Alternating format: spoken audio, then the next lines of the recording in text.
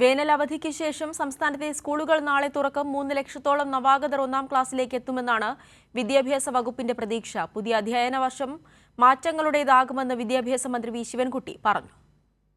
വലിയ മാറ്റങ്ങളുമായാണ് ഇത്തവണ സ്കൂൾ തുറക്കൽ.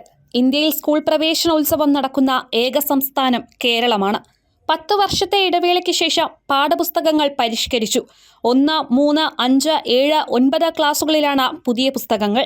ലിംഗനീതി ഉയർത്തിപ്പിടിക്കുന്ന പാഠഭാഗങ്ങളാണ് ഇത്തവണത്തെ മറ്റൊരു പ്രത്യേകതയെന്ന് മന്ത്രി വി ശിവൻകുട്ടി പറഞ്ഞു. ലിംഗനീതിക്കപ്പുറം ഒരു സാമൂഹിക ജനാധിപത്യ അടുക്കള എന്ന് വേണമെങ്കിൽ പറയാം. ജനാധിപത്യത്തിൽ എല്ലാവർക്കും തുല്യ അവകാശങ്ങളാണല്ലോ. അപ്പം ഒരു അടുക്കളയിൽ അച്ഛൻ ജോലി ചെയ്യുന്നു, അമ്മ ജോലി ചെയ്യുന്നു, കുട്ടി ജോലി ചെയ്യുന്നു. അങ്ങനെ അടുക്കളയിൽ നിന്ന് തന്നെ ഒരു പുതിയൊരു ജനാധിപത്യം കുട്ടികളെ പഠിച്ചു വരട്ടെ. ആർക്കും ഏത് ജോലിയും ചെയ്യാൻ കഴിയുമെന്ന് ഉള്ള ഒരു പാഠവും പഠിക്കട്ടെ. ഈ പ്രാവശ്യത്തെ നമ്മൾ ഇറക്കിയിട്ടുള്ള പാഠപുസ്തകങ്ങളിലൊക്കെ തന്നെ അത്തരത്തിൽ സാമൂഹ്യ പ്രതിബദ്ധതയുള്ള ഒരുപാട് കാര്യങ്ങൾ പറഞ്ഞിട്ടുണ്ട്. വലിയ ഇടവേളയ്ക്ക് ശേഷം 1ാം ക്ലാസ്സിൽ അക്ഷരമാലയും തിരികെ എത്തി.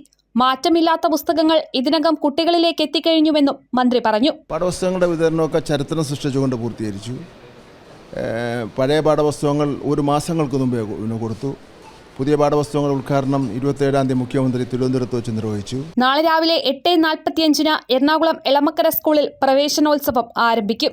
ഉദ്ഘാടനത്തിന് ശേഷം മുഖ്യമന്ത്രി നേരിട്ടെത്തി കുട്ടികളെ ആശംസയറിയിക്കും. മന്ത്രി വി ശിവൻകുട്ടി, മന്ത്രി പി രാജീവ് എന്നിവർ മധുരം നൽകിയാണ് കുട്ടികളെ സ്വീകരിക്കുന്നത്. പ്രതിപക്ഷ നേതാവ് വി ഡി സതീശൻ, മോഹൻലാൽ ഉൾപ്പെടെയുള്ള പ്രമുഖർ ആശംസകൾ അറിയിക്കും. കൈരളി ന്യൂസ്, കൊച്ചി.